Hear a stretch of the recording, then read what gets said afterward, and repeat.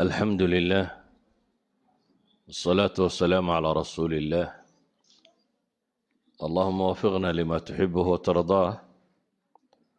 وبعد فسلام الله عليكم ورحمته وبركاته.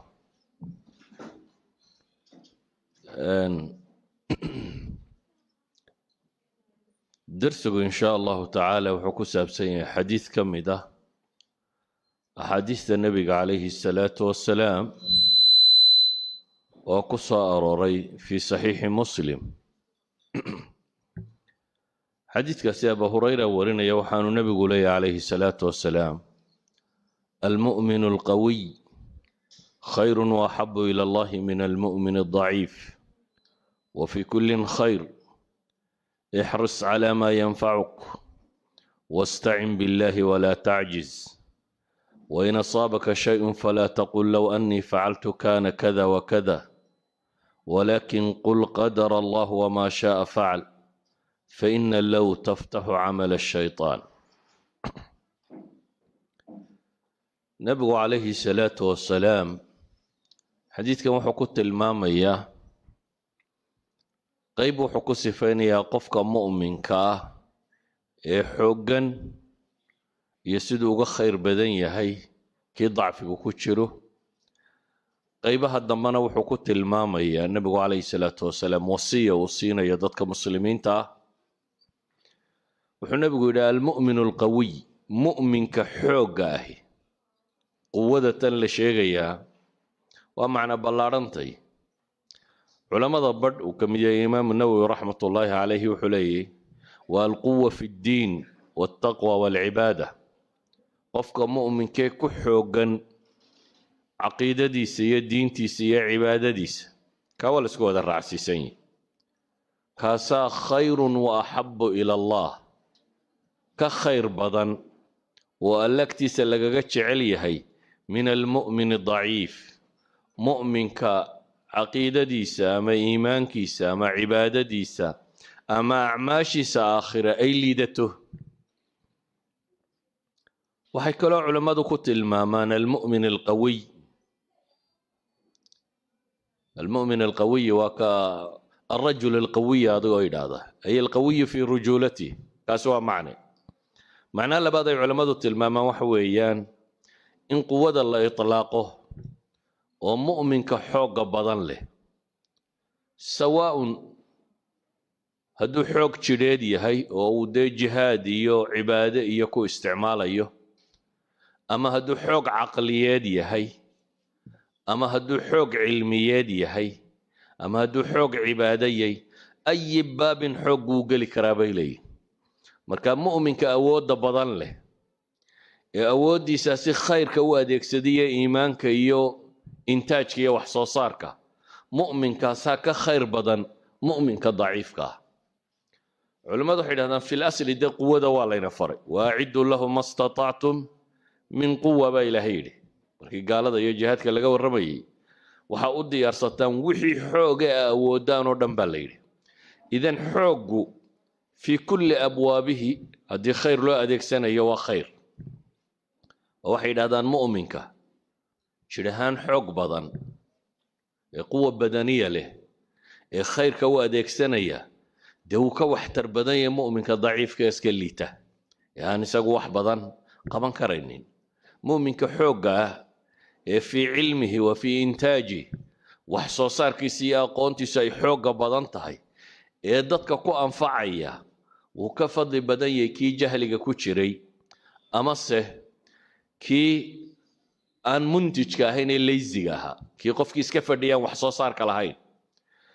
waxay duuduub ahaan tilmaamaysaa quwadu xataa quwa albadaniya. qisadii matala nebi muuse ilaahay markuu ka warramayay reer u yimi magaalada meesha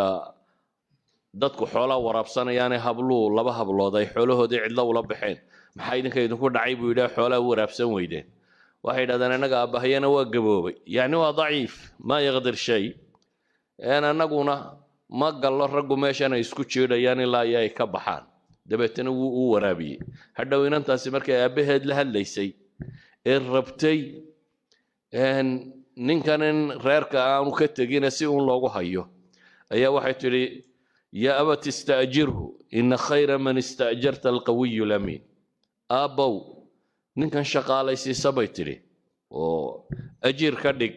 ina khayra man ista'jarta alqawiyu lamiin bay tidhi. qof shaqo loo dirto waxa u fiican qof xoog leh oo qawiyo wixii qaban karaya ammaanana leh. idan nabigu calayhi salaatu wasalaam wuxuu inoo tilmaamayaa mu'minka xooggan oo ay ugu horrayso ilaahay rumayntiisa iyo taacadiisa iyo cibaadadiisa iyo acmaasha aakhire ku xooggan. dad baa jira sida kale u xoog badan, laakiin marka ay timaado cibaadaadka iyo diinta iyo caqiidada ducafa ah. kani kow waa qof baabkaasi ku xoog leh. ka labaad waa qof bay yidhaahdaan muntij ah, qof wax soo saar leh. kaasi wuu ka khayr badan yahay mu'minka daciifka ah. haddana wuxuu nabigu yidhi calayhi salaatu wasalaam wafii kullin khayr. mu'min oo dhanna khayr baa ku jira. hadduu qofku iimaan iyo camal la yimi ha laba kala martabo sarreeye, khayr baa ku jira. waxay yidhahdaan culamaa ilbalaaga masaladan oo kale alixtiraaz bay yidhaahdaanoo waxay ku tilmaamaan qofku intuu war yidhaahdo in siyaabo kale aan loo fahmin ayuu ka ixtiraazaa. مثلا إلهي القرآن كوحكويري لا يستوي منكم من أنفق من قبل الفتح وقاتل أولئك أعظم درجة من الذين أنفقوا من بعد وقاتلوا. مص النبا إلهي كوي فتح مكهر تدحولها بحيات دقا الله ما يدين توسوها القمي كوا ساد درجة صرية. وفتح مكة وحي كدن بي وحي مركاي السلامية وحقبطيميان وحد وترسيس الهين هداد سيدا وفهم الهيد ويقلدم الهيد. لكن إلهي بكسي جوابه وحولي وكلا وعد الله الحسنى. لما أنتود إلهي باوية بوهي وناق لبضوا بوناق بيلي سيدا وقيد مثلا قصة النبي داود يا نبي سليمان وحكمي مركا إلهي تلمامي وحولي وداود وسليمان إذ يحكمان في الحرث إذ نفشت فيه غنم القوم وكنا لحكمهم شاهدين ففهمناها سليمان بإلهي. waxaa xustaa nebi daawud iyo nebi sulaymaan markii ay xoolihii beerta galay xukumayeen waxaa ilaahay ku tilmaamay fafahamnaha sulaymaan. nebi sulaymaan baanu fahamsiinay. nebi sulaymaan baa la fahamsiiyey daawud wax garan maaya miyaa maya si aan kaa looga fahmin baa ilaahay yidhi wakullan aataynaa xukman wacilma. dhammaantood waxaanu siinay baa ilaahay yidhi subxaana wa tacaala xukum iyo cilmiba labaduba dhammaantood way lahaayeen. آيات كلا إله لا يستوي القاعدون من المؤمنين غير أولو الضرر والمجاهدون في سبيل الله بأموالهم وأنفسهم فضل الله المجاهدين بأموالهم وأنفسهم على القاعدين درجة وكلا وعد الله الحسنى. على كل نحن وصعنا وفي كل خير إني تلماميسو مؤمن كإيمان صحيح لقاها لا طاعد سليمي كل بين خير كسجيني. laakiin markay timaado mu'minka in classification lagu sameeyo in la kala sooco inuu ka qawiga iyo ka khayr badan yahay ka daciifka abuu nabigu tilmaamay calayhi salaatu wasalaam. qaacidada markuu nabigu sheegay ayuu wuxuu inoo tilmaamayaa dardaaranana siinaya. dardaarankani waxa uu sheegayaa wixii qofka mu'minka qawiga ka dhigi lahaa. maxaa qofka mu'minka xoog u yeelaya? wuxuu nabigu yidhi kow احرص على ما ينفعك waxaad ku dadaashaa oo ilaalisaa waxa ku anfacaya. nolosha aynu joogno bini aadamku waqti isku mid u haystaa. waqti isku mid ah inta badan dadku 60 jir 50 jir 70 jir meelaha waa soo wada gaadha. laakiin midhaha iyo raadkay dunida kaga tagaan iyagoo isku waqti noola waa kala nooc. sababtay u kala noociyeenna waa masalada tan. camalka bini aadamku qabtaa waa 3 qaybood mid uun. inuu yahay qayb ku anfacaysa, qayb wax tarta aakhiriya adduun manfacuun leh, iyo inuu yahay qayb wax dhibta aakhiriya adduuma dhibaato kuugu jirto, iyo inuu yahay qayb aan manfac iyo madarro toona lahayn. laba inaad ka tagtaa markaa la rabaa midna qaadatid.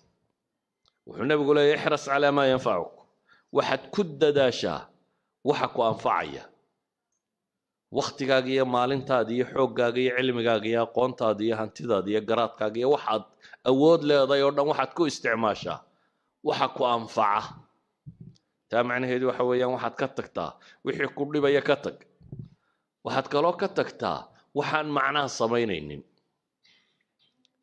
dadka in badanoo ka midi waxaabay dhib ku ah waqtigoodaba, marka waxay raadinayaan waxay ku dilaan, waxay ku madadaashaan. madadaaladu waa wuxuu rabo qofku inuu waqtigiisa ku baabi'iyo, xooggiisa iyo xoolihiisa iyo caqligiisa ku baabi'iyo, aan adduunkana manfac ku lahayn aakhirana manfac ku lahayn. adduunna wax kama tarayso waxaanu wadaa, aakhirana wax kama tarayso. qofna isagu wixii dhibayay baabuu waqtigiisii ku bixiyey wax xaaraan oo aan diin ahaan ku bannaanayn oo caqiid ahaan bannaanayn oo ayuu ku bixiyey. nabigu calayhi salaatu wasalaam markaa wuxuu ina leeyahay ixris calaa maa yanfacak,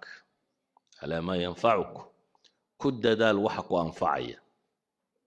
bitacbiiri ahli lcasri waa waxay yidhahdaan kun muntijan aw kun iijaabiyan, qof wax soo saar le ahaw, qof wax tara ahaw, qof wanaagga qabta noqo. noloshaada maalintii waxaad qabanaysaa waa inaad isweydiisaa ma manfac adduun buu kuu leeyahay mise manfac aakhiro kuu leeyahay. haddaad waxa labadaa ka dhex arki weydo waa wixii lagu yidhi ka tage ka tag. haddaad manfac adduun ka weydo ama manfac aakhiro ka weydo waxtar ma leh. sheekada ugu badan ee soomaalidu ka sheekaysaa waxtar ma leh. siyaasadda iyo qabiilka iyo reeraha iyo waxa laga sheekeeyo oo dhammi waxtar ma leh. kubadaha iyo cayaaraha iyo wax la daawado dhammi waxtar ma leh. wararkan habeen iyo maalinba la dhegaysanaya la wado intooda badani waxtar ma leh. wax badan aan waxtar lahayn baa dadku waqtigiisii ku qaada. nebiguna wuxuu tilmaamayaa min xusni islaami almar'i tarkuhu maa laa yacniih. qofka muslimkaa islaamnimadiisa wanaaggeeda waxaa ka mid a isagoo ka taga waxaan macno u samaynaynin. tarkuhu maa laa yacniih, waxaan isaga khusaynin. waxaan ku khusaynin waxna ku taraynin. maanta dha haddaad ka waranto laba gaaloo meel isku dilay kii la dilay, adiga waxba ku tari mahayaan. warkooda iyo akhbaartooda waxba ku tari mayso. akhbaarta siyaasiga dad ka sheekeeya inteeda ugu badan le waxba ku tari mayso. waxyaabahan ka sokeeya iyaguna cayaarahan iyo madadaadadan iyo whatsappkan iyo snapchatkan iyo waxa la wadoo dhammi akharuhum waxbaabay dhibaan aakhiriya adduunba. inta aan aakhiriya adduun manfaca ku lahaynina aan wax dhibinina waa inaan adduun iyo aakhiratoona manfac ku lahayn. marka wixii aan manfac ku jirin mid adduun iyo mid aakhiro waa inaad ku xisaabtantaa inaad waqtigaaga iyo xoolahaaga iyo xooggaaga iyo caqligaaga inaad gelinin. sidaa awgeed buu nebigu wuxuu ina leeyahay ixris calaa maa yanfacuk, wixii ku anfacaya ku dadaal. intaa kadib buu nebigu wuxuu leeyahy calayhi salaatu wasalaam wastacin billaah, ilaahayna kaalmayso. ilaahay kaalmayso macnaheedu waa in qofka mu'minka ahi wax kasta oo uu qabanayo ama uu ka fakerayo wuxuu rumaysan yahay inuu ilaahay gacantiisa ku jiro. qofka mu'minka ee dhabta ahi guruur kuma dhaco iyo cujb, isla weyni iyo anaa caqli badan iyo anaa karti badan iyo kaama rumaysana. qofka muslimkii wuxuu rumaysan yahay ilaahay inuu mar kasta u baahan yahay, mar kastaba inuu ilaahay u baahan yahay. saa daraaddeed baa ilaahay qur-aanka wuxuu ina baray mar kastoo inuu ilaahay ishortaagna inaynu akhrino iyaaka nacbudu wa iyaaka nastaciin. ilaahu adaanu ku caabudaynaa keligaa baanu kaa kaalmo dalbaynaa. qofka muslimka ahi mar kasta baahidiisa waa qof ilaahay u bandhiga, waa qof muujiya inuu yahay addoon daciifa, waa qof rumaysan laa xawla walaa quwata ila billaah. wuxuu rumaysan yahay waa kanzun ayuu nebigu ku tilmaamaya calayhi salaatu wasalaam. cabdillaahi ibnu qays buu nebigu yidhi ma ku tusiyaa kanz min kunuuzi iljanna, khasnadaha jannada ka mida makuu sheegaa? faqultu balaa yaa rasuula allah, haa buu yidhi ilaahay rasuulkiisiiyow. xadiidka saxiixayn ku yaal nebigu wuxuu ku yidhi markaa laa xawla walaa quwata ila billah weeyaan. laa xawl xeelad malihi iyo awoodtoona ilaa billaahi mooyaane, ilaahay oo aan gargaarsada mooyaane anigu xawl iyo xeelad iyo quwo iyo itaal midna ma lihi qofka muslimka ah markaa waa qof baahidiisa ilaahay u bandhiga nabi maxamed calayhi salaatu wasalaam saxaabigii uu jeclaa ee mucaad ibnu jabal wuxuu ku yidhi yaa mucaad wallahi innii la uxibuk ilaahay baan ku dhaartay mucaada waan ku jeclahay buu nebigu yidhi calayhi salaatu wasalaam markaasuu mucaadna wuu yidhi ilaahay rasuulkiisii arguna waa ku jeclay nebigu calayhi salaatu wasalaam markaa wuxuu yidhi kelmadaan ku barayaa ee salaad kasta dabadeed ha ka tegin mar kastoo aad salaad tukato farala erayadan ku dhawaaq erayadu maxay yihiin waa erayada adkaarta aynu akhrino markaynu salaadaha tukanoyn allahuma acinnii calaa dikrik wa shukrik wa xusni cibaadatik wuxuu nebigu ku yidhi calayhi salaatu wasalaam mucaad ibnu jabal waxaad tidhaahdaa ilaahayow iigu gargaar xuskaaga inaan ku xuso aanan ku ilaabin inaan kuu mahadnaqo aanan kaa gaaloobin iyo si fiican inaan kuu caabudo ilaahu kaa iigu gargaardhe nebigu calayhi salaatu wasalaam markaa wuxuu inagula dardaarmayaa kow ixris calaa maa yanfacak wixii ku anfacaya inaad ku dadaasho waxaan ku anfacayn inaad ka tagto isla markaana inaad ilaahay tala saarato oo ilaahay subxaanahu watacaala aad u tala saarato wax walba wuxuu nebigu raaciyey markaa taa cagsigeeda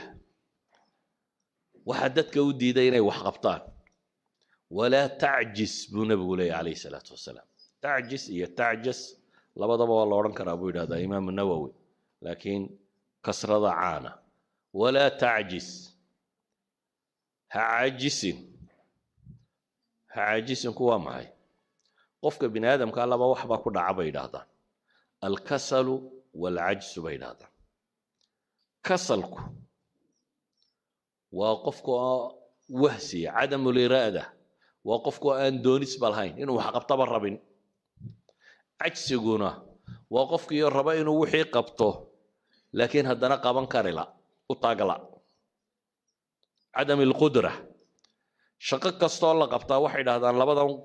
shay buu camalku ka kooban yahay inaad waxaad doonaysid iyo inaad awoodid markaasuu camalku kuu qabsoomaya inaad doonaysid inaad qabato iyo inaad awooddo nabigu calayhi salaatu wasalaam markaa wuxuu tilmaamayaa inaynan cajsinin dadka badh ayaa wax kastoo ay qabtaan taswiif ku sameeya insha allah berraan samayn doonaa war maanta aad qaban karaysaa maxaa berri camal kale u dhigo maya berraan samayn doonaa wax kasta berru u dhigaya ama maahe brogramyo iyo barnaamij buu degayaa markaasuu leeya insha allahu saasaan yeelaya sanadka dambe qur-aankaan xifdinaya sanadka dambe waxaan rabaa jaamacadda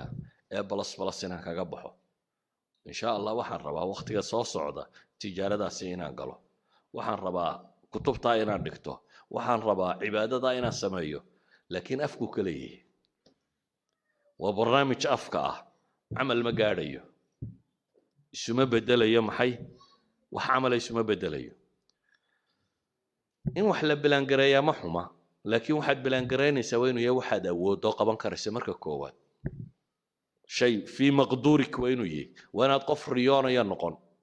dadka badh baa day dreaming adoo soo jeeda inaad riyooto maaha waxaanad samayn karayn haddaad iskaga wadwado waa riyo kale un dadkii hurdaa riyooda dadka soo jeedana qaar baa riyooda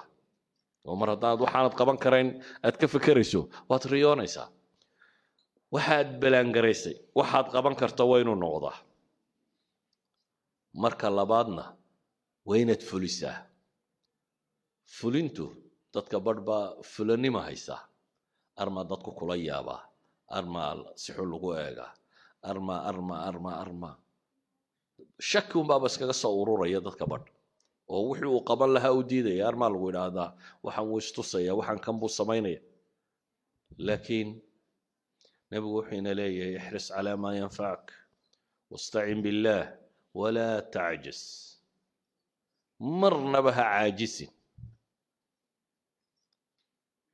bale nebigu calayhi salaatu wasalaam saxaabigii u shaqayn jiray anas ibnu maalik ahaa ayaa wuxuu leeyahay anuu nebiga u shaqaynaya wuxuun baan maqlaa isagoo ku celcelinayoo leh allahuma inii acuudu bika min alhami waalxasan waalcajsi waalkasal waalbukhli waaljubn wadalaci addayni waghalabati alrijaal isagoo ku celcelinayo le ilaahu waxaan kaa magan galay warwarka iyo walbahaarka iyo tiiraanyada iyo murugada. hamigu waa waxa soo socda uu qofku ka warwaro mustaqbalka oo la madoobaada oo dabeetana qofku warwaro. xusniguna waa wixii ka tagay qofka oo tiiraanyo iyo murugo ku reeba. idan waa laba warwar ama laba walbahaar, laakiin waxay ku salaysan yihiin midna waa wixii tagay, midna waa waxa soo socda. nabigu calayhi salaatu wasalaam labadaba ilaahay buu ka magan galay. wuxuu kaloo ilaahay ka magan galay alcajsu walkasal. waa labadan xanuun aynu hadda sheegaynay. qofku inuu cadam alqudra, inuu wax awoodi waayo, ama in doonistuba ka dhimato. doonistuba inay ka dhimato. oo dadka badh baa wahsiga iyo hurdada mooda inay nimco tahay. waa raaxaysanaya buu leeyahay, deetana wuu jiifaya saa baktiga. waxba nolosha hurda kuma soo kordhiso. qofku waa inuu hurdada seexdaa intuu uga baahnaa uun, intuu caafimaadkiisa ku ilaalinayay, intuu nashaadada jidhkiisa uu dib ugu soo noqonaysay. sidaa awgeed buu nabigu wuxuu ilaahay ka magan galay wahsiga iyo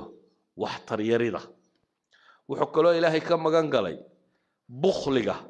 iyo jubniga. jubnigu waa baqaha. waa qofku markuu wahsado dee wixii uu ka baqaya,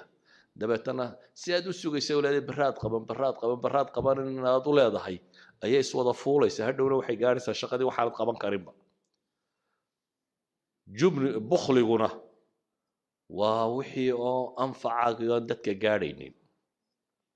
anfacaagii oo aan dadka gaadhaynin. wadalaci dayni wagalabat rijaal. waxa uu nabigu sheegayna waxa ka ratibma daynta oo kaa xoog badata iyo bini aadamka oo kaa xoog bata. xadiidkani waxa uu tilmaamayaa markaynu soo duuduubno qofka muslimka inuu qof active ah, qof nashiita, qof firfircoon, qof raba inuu wax qabto, qof camal adduunyo mid aakhira midun ku foogan, qof aan noloshiisu khasaare noqonin ama waqtigiisu khasaare ahayn ayuu nabigu calayhi salaatu wasalaam tilmaamaya. walidaalika buu nabigu wuxuu tilmaamayaa waqtiyada qaarkood ayacjizu axadukum buu nabigu yidhi, waar midkiin miyuu kari waayayaa an yaksiba kula yawmin 1000 xasana. maalin kasta inaad 1000 xasano shaqaysato miyaad awoodi kari waayeysa? nin raggii meesha fadhiyey baa wuxuu yidhi kayfa yaksib axaduna 1000 xasana. oo midkaa yeesuu 1000 xasano u shaqaysan karaa, 1000 ajara u heli karaa. qaala yusabixu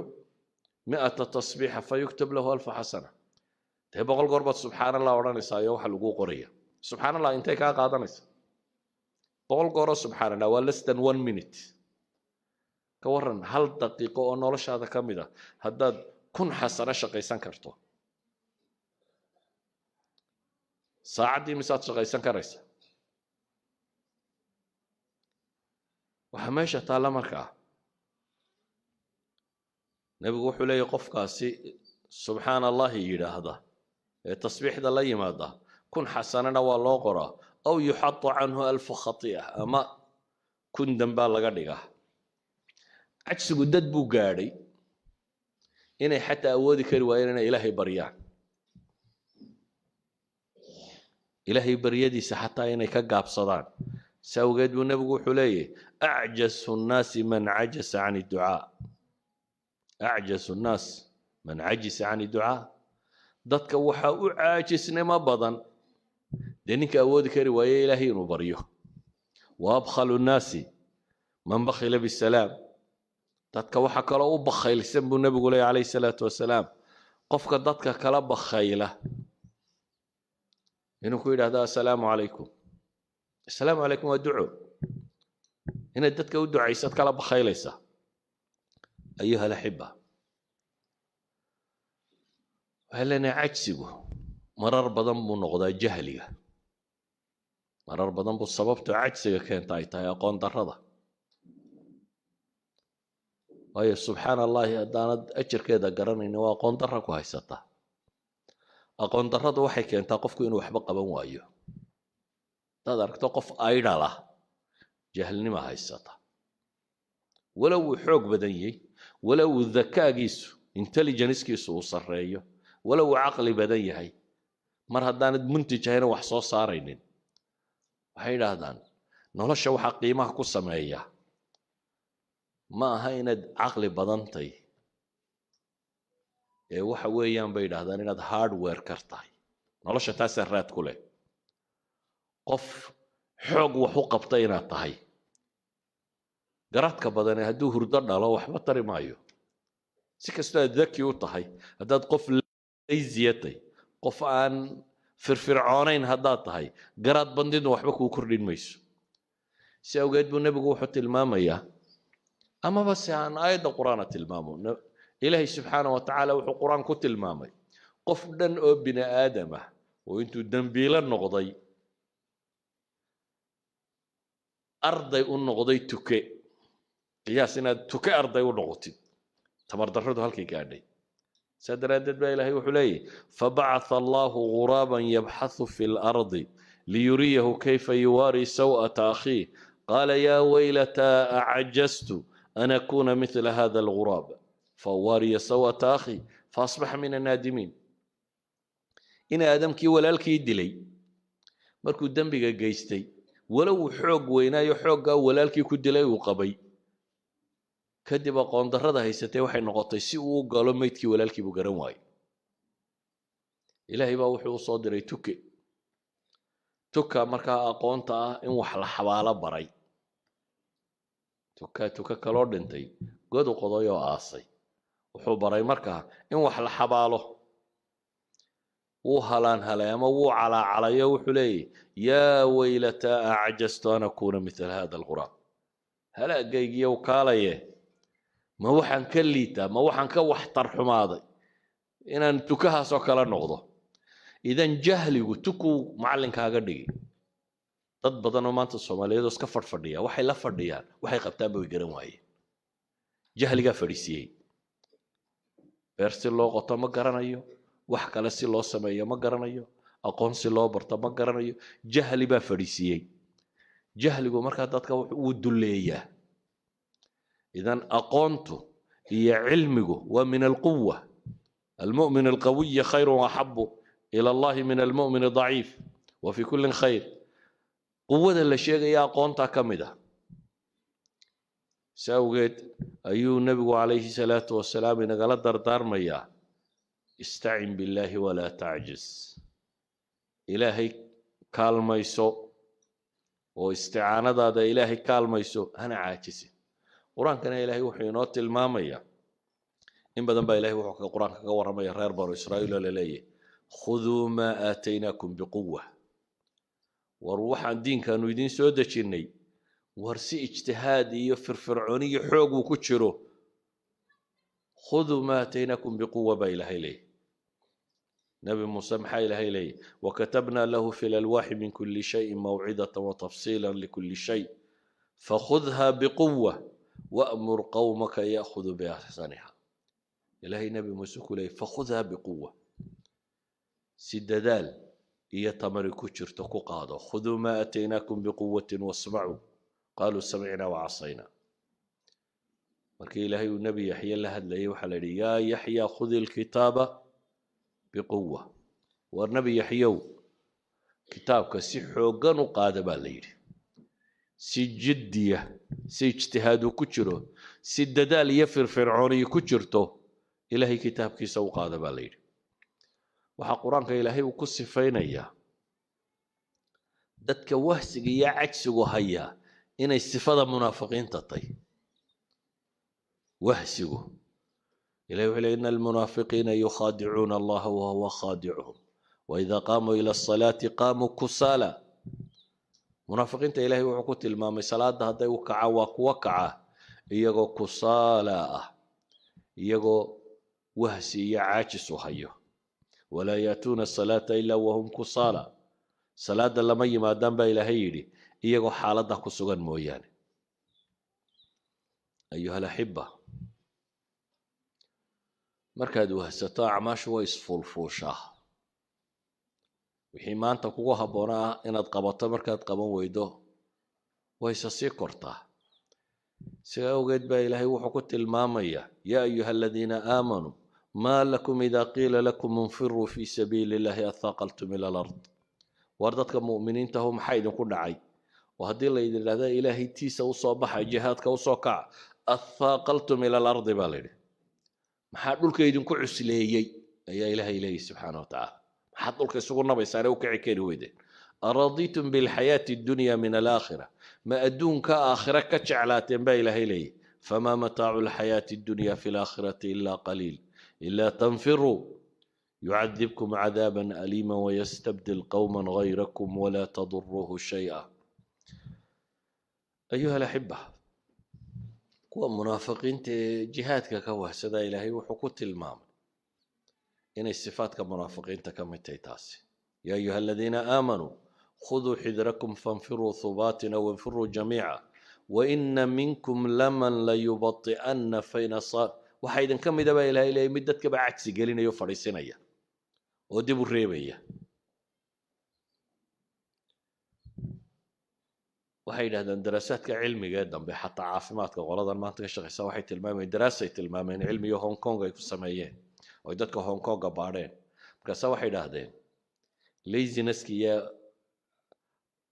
وحقبض لا أنت إيه السيجارك bulshada keebaa dadka leyntiisa ku badan bay dhahay sigaarka waxa la wada yaqaanaa inuu sun yahay oo boysiyo dadka laayo cagsiga iyo iska fadhiga ka batay iyagu daraasaday sameeyeen qolana 6800 meelahaas ay noqotay qolana 5700 maanta waa kuwan yiraahdaa xanuunada ugu tirada badan ee bini'aadamka ku dhaca waxa keena bay yiraahdaan maxay exercise laan exercise-ka la sheegay inaad boodboodo quran ma waa inaad wax qabato laakiin haddaad iska yuurto una fadhidid qof fadhiya habeen iyo maalinba caafimaadkiisaba khatar ku jira ka kaalay nolosha inaad wax tar ku yeelato iyo wax soo saar inaad yeelato ee waxa khatarta galaya waxa weeyaan maxay adiga caafimaadkaagii baa khatar galaya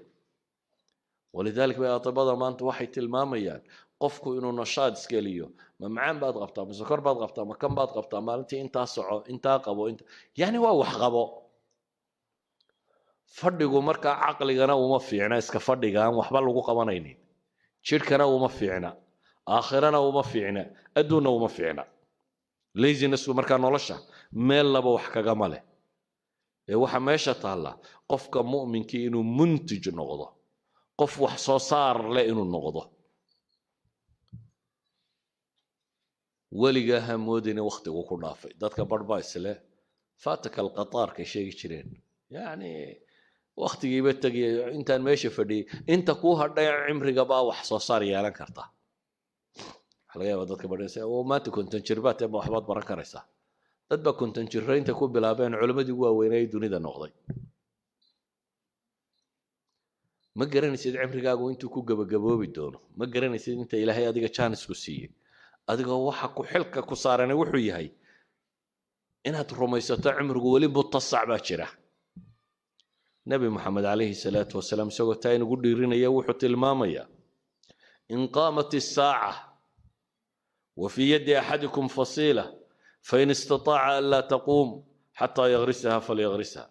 nabigu wuxuu leeyahay hadduu qiyaamuhu xaggaa ka soo bilaabo soo kaco oo aad gacanta ku hayso fasiilada waxa la yiraahdaa geetimireedka yar la abqaalayo geetimireed yar aad gacanta ku hayso haddaad ka gaarsiin kartaa inaad abqaasho buu nabigu leeyahay abqaal beer haddaad ka gaarsiin kartaa beer oo inaga iyadaan qiyaamaba inaan arkaynin baynu fadhinaa una leenahay waan gaboobay Soomaalidu 40 jirkay ku gabowdaa Soomaa في Soomaaliga markuu bini'aadamkuba uu xoog badnaa markuu gaaro ayuu yiraahdaa in waan gaboobo xolba way ka dhamaadeen bini'aadamku aqligu ka gabooba haddaad maanka ka gabowdo ayuu mad gabowde inta kale waxbaad qaban kartaa inta kale waxbaad qaban kartaa sawgeed buu nabigu calayhi salaatu wasalaam wuxuu inoo tilmaamayaa qabla al-mawt in furas jiro inta geerida ka horeysa inaad fursad haysato fursad wax lagu qabto inaad haysato waxaad yareysanaysaa wax weyn noqda waxaad yareysanaysaa maxaan uga jeedaa sadar quraan inaad qaybtaa waa wax kula yar Soomaa xadsalada oo haddaan maalin kasta sadar qayb goorma quraanka dhamayn haddaan sadar qayb goorma quraanka dhamayn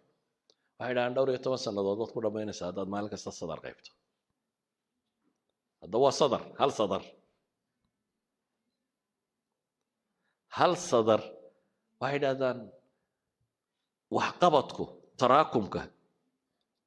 بيريتانكو قيمها كو سمايا مركنا قبان يسوي حيرانتي سيكون مغني هداد مالنتي هل صفحة قرطه هل بيج هداد مالنتي قرطه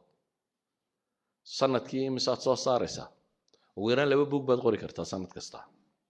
وهي سنة كو صدح بقولي شنو اللي حدا مال الموت هداد مالك استبيج قرطه معناه دو حويان ويران بوك صدح بقولو بيج كبدن هي قوري كرتا لكن هذا استراحة ما حاشي عن قريبة بوك نقول دونتا محام حاشي كقري دونا أقونتو iyo waxqabadku iyo waxtarku traakumka inay biirtaabay wax ku noqota wax kasta oo biira aakhirka wuxuu tagaa maxay wax qiimo leh buu noqdaa taas waxay keensanaysaa inaad waqtiga waxba yaraysanin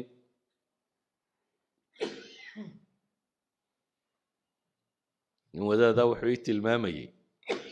jaamacad buu master degree ku qaatay isagoo shaqo kale markaa wada inta uu gaariga soo socday uu gurigiisa ku sii socda buu dhageysan jiray una cajiladii jaamacadda warkeeda inta loo duubo ayuu wuxuu dhageystaa inta maxay uu gaariga sii wado hadda inta gaariga gurigaaga jaamacadda inta tagtay gurigaaga ku sii socota inta aad dhageysato ayaad ku qalin jabin kartaa laakiin waa hadday taraakumto de waa haddaad maalin walba sida tan u dhageysanayso marka waxaan uga dan leenahay camalku iyo waxqabadku iyo waxbarashadu iyo wardiga iyo wax waliba in la biiriyaabay wax ku noqdaan in la joogteeyaabay wax ku noqdaan camalka inaad joogtayso ayuu wax ku noqonaya ilaahayna wuxuu ina leeyahay walaa tahinu walaa taxzanuu waantum laclawna in kuntum mu'miniin war dadka mu'miniinta wahniyo idinku dhicin haniyad jabina hana murugoonina idinkaa koreeyaba ilaahay tilmaamaya haddaa kuwa mu'miniina tihiin haddaad dariiqa iimaanka raacdaan waa koraynaysaan xataa markan awooddaadu intaad qaban kartaa ha yaraata laakiin intaa qabo sawgeed baa ilaahay qur-aanka wuxuu leeyahy waka'ayin min nabiyin qaatala macahu ribbiyuuna kathiir famaa wahanuu lima asaabahum fi sabiili illah wamaa dacfuu wama stakaanuu wallahu yuxibu asaabiriin badanaa inta nebi qaatala macahu ribbiyuun maciisa ay la dagaal galeen kuwo rabbi loo nisbeeyey dad ilaahay isu dhiibay oo may daciifin wixii dhib soo gaadhay may isdhiibin may isdhuldhigin ee waxay noqdeen dad walow markaa ha lagaba xoog batee wada camalkii ilaahay intay natiijada ka gaadhayaan ayuha alaxiba marka xadiiska kan wuxuu nebigu ku gabagabaynayaa calayhi salaatu wasalaam weer tilmaamaysa ereyga low ah wixii kaa tegey tiiraanyadooda inaanad isku mashquulin oo wuxuu nebigu tilmaamaya calayhi salaatu wasalaam ha odhanin bal ma haddaan sidaa iyo sidaa yeeli lahaa waxaasaa soo bixi lahaa saasaa noqon lahay fa ina low taftaxu waxay furtaa low waa camal shaydaan albaabka shaydaankay furtaa oo maxaa jira alqadaa walqadar mar hadduu ku dhaafo lama calaacalo qaar baa waxay yidhaahdeen low kaanuu cindanaa maa maatuu wamaa qutiluu haddayna la joogi lahayn waa kuwo munaafiqiina waxay leeyihin muslimiintaa soo dhimanaysa hadday iska joogi lahaynoo nala fadhiyi lahaayeen maa maatuu wamaa qutiluu manay dhinteen labana dileen ilaahay subxaanahu watacaala wuxuu u tilmaamayaa قل لو كنتم في بيوتكم لبرز الذين كتب عليهم القتل إلى مضاجعهم وأنا حتى قريه نادا كجرتان أنت وقتك وكرنا ما تجرد ويوم الله يبقى إلهي سبحانه وتعالى سأوجد لو هاي علماء قارين هذا موضوع التعليم كون بيكون في عنتي يلا استعمالك راه ومثلا جامعة بتكسو غالي تشبيسي wixii aad barataa marketka aan shaqo ku lahayn qof yar baa ku yidhi ila tale markaasa waxaad ku tidhi maanta haddaan jaaniska haysan lahaa low kaan haddaan jaaniska haysan lahaa kan maan galayna kaasaan geli lahaa وللتعليم قف كم بعد ربطين هذا والنتيجة أنا وضدا صومر يوم في عناه واحد سكوت ضيدا محي كان كلينا ساس الدرادات بالنبي لها لو استقبلت من أمري ما استدبرت مركي أيوت المامي دتكي صاح الدي عمرضا ما حاجة صاح الدي حلالو بكروي هدي جودي هدات هدي وضم حلالو ما بيصير هذا أنا أركيك هذا وحي صار في هذا بلاب ملها بالنبي لي هدينا ما صوك حيين ضدكنا ولا حلالو بالها بالنبي لي عليه الصلاة والسلام علماء واحد هذا المركع من باب التعليم يما لها هديتهاي وبنانتهاي لكن باب علاعلك هديتهاي بيلين ما بنانا وهو محي قل ما شاء الله كان وين رميستا وما تشاءون إلا أن يشاء الله إن الله كان عليما حكيما وحي تجي وحبك ما بدلي كرتين ما دام أنا وحبك بدلي كرينين إلهي وحوقت الماما يا وما تشاءون إلا أن يشاء الله إلهي وحدون أمو يعني وحكى الله إذنك دوني كرتان ما جرتو إن الله كان عليما حكيما بل وحدك على صحابة لغاية ما خير كساكو جري وعسى أن تكرهوا شيئا وهو خير لكم وحنكو سوكوبا يا مركا حديثك لما انتيبا نبي عليه الصلاة والسلام وحينو الشيء مؤمن كوحترك نفع له حوق جيسي عقل جيسيو وحيس قبنا يون نشيط كفر فرعون قوي أياك خير بدن مؤمن كضعيف مؤمن نمضنا لما أنت دوا خير مركه ربا دردارا كان وينسي وحي أنا أنفع أنا إنه السمينه إلهينا إنه قرقار سنه عجسك يكسلك وحانا إنه يسكدينه وإن أصابك شيء فلا تقول هدي وحسدي أتربتين نتيجة ودع ويدنا هأوران نبو نبو عليه الصلاة والسلام هدا صدا يسدا يلي لها لكن واحد هذا قل قدر الله وما شاء فعل فإن لو تفتح عمل الشيطان صلى الله على محمد وعلى آله وصحبه وسلم والحمد لله رب العالمين.